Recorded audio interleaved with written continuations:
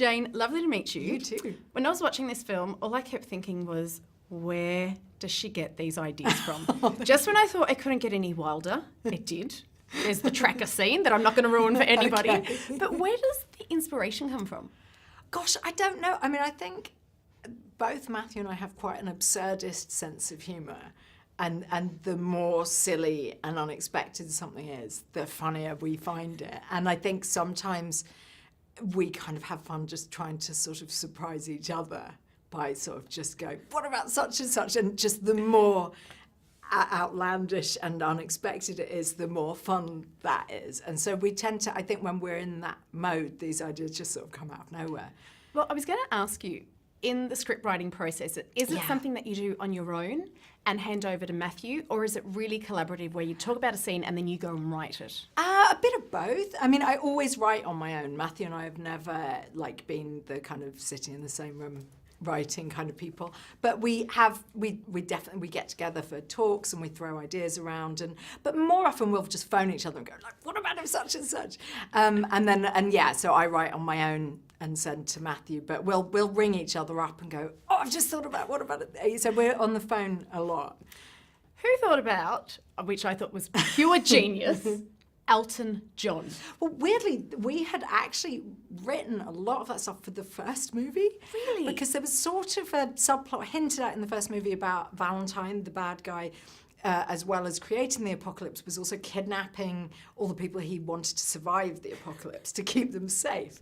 And it had been, actually, that was very much one of those things where we had just kept trying to make each other laugh by going, oh, what about if he's got Elton John and Elton's really angry about it, and he's like, and we just kept thinking of sillier and sillier interactions that just really made us laugh. And then obviously when we sent it to Elton John, he was like, who are these people? What is this film? No, thank you. Wait, so his first reaction was no? Yeah, I don't know if that was his reaction, but one way or another, he was not available and did not do it, and then we wound up cutting that whole storyline. But I think it had so appealed to us, and we were so fond of it, and then we suddenly realised that could work in a different way in this movie, and we were so grateful for the fact that presumably Elton had seen the first one by then and kind of got our humour and got what we were trying to do, and we're just eternally grateful that he was up for it. It's brilliant. Oh. What's it like for you to see your words realised onto the big screen? Do you watch it going, wow, this is exactly how I imagined it? It varies, yeah. I mean, it's never not exciting. It's always exciting. But you know what? I love it when an actor brings something new to it that I didn't necessarily expect and they've actually added to it, and I love that feeling of teamwork and collaboration. But other times it's like, oh, this is exactly how I heard it in my head, that's beautiful. So both things are nice. I know you're not going to be able to say much, but I have to ask. You're attached to the Game of Thrones spin-off. Right. What can you say about it? I'm so sorry, very little, apart from the fact that you are attached. I am attached. I'm still in development stage.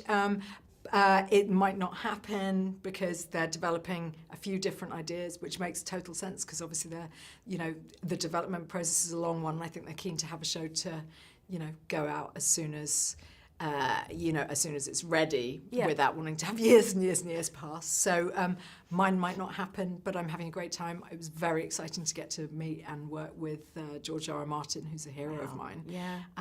What an incredible creative mind. And so, whatever happens with it, I'm thrilled to have had the opportunity to work with someone I admire so much. Now, no, you shouldn't believe the internet, but on your page on IMDb, it says Kingsman III. Announced. Oh God! Has it been announced? What's going on? I don't think it's been officially announced. I mean, it's definitely unofficially.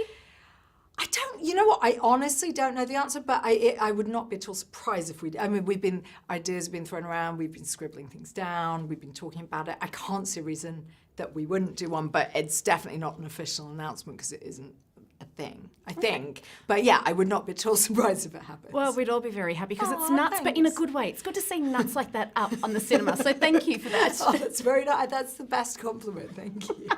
So lovely to meet you. Thank you so much. My pleasure.